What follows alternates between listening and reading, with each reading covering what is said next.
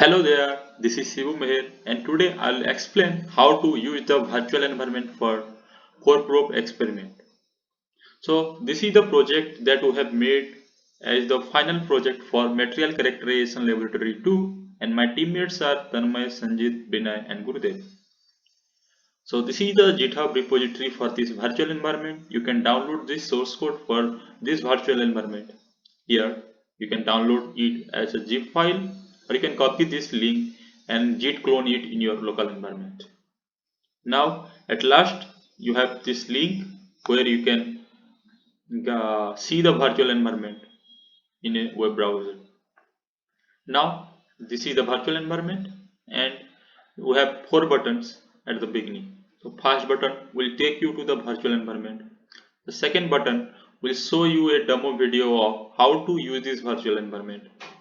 The third button will take you to the manual and you can read that manual to understand about core experiment. And the fourth button will take you to the sample report.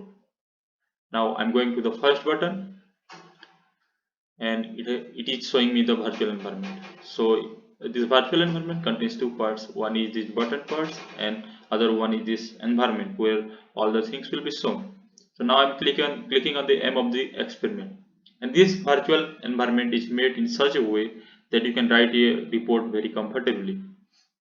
So first I'm clicking on aim of the experiment and it is showing me what is the aim of the experiment.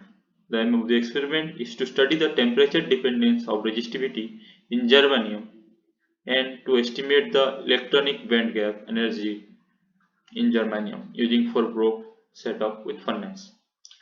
And this aim of the experiment will be different if you are using different material like silicon. In this virtual environment, we will be providing two options. One is germanium and another is silicon. Now go to introduction section and it is saying that you have to read the introduction from the manual, and when you are clicking on this manual button it will open up a manual PDF and you can read the introduction there and you can write your introduction in your own words in your report.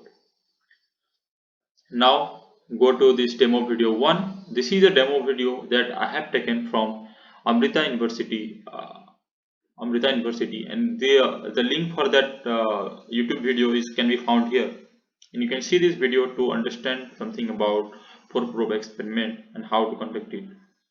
Now go to demo video 2. Here you can see a demo video 2 made by our faculty and staff in IIT Bhubaneswar, and you can find a detailed explanation of how to calculate the resistivity and band gap energy from the data generated using a probe experiment. Now go to step apparatus required, and here you can see there are 4 kind of apparatus required. The first one is probe arrangement, and when you click on this button it will show the image of the probe arrangement. Then when you click on the sample you will see the available sample there, like here we have germanium and silicon. You can choose any one of them to conduct the experiment. Now go to oven section and here you can see the image of an oven. Now go to digital 4-probe setup and you can see a photo of digital 4-probe setup. Now go to procedure section and here you will have 8 steps to complete the procedure. So what you have to do here is to click on each step to read the instruction. Then actually you have to conduct this experiment in a physical environment, but if it is not possible then we are using this virtual environment. So after reading this instruction you can click on this complete step 1 to see how the apparatus will look like after completing step 1. Now go to step 2 and click on complete step 2 to see the apparatus. Then again go to step 3, do the similar thing. Go to step 4, do the similar thing. Go to step 5, then go to step 6.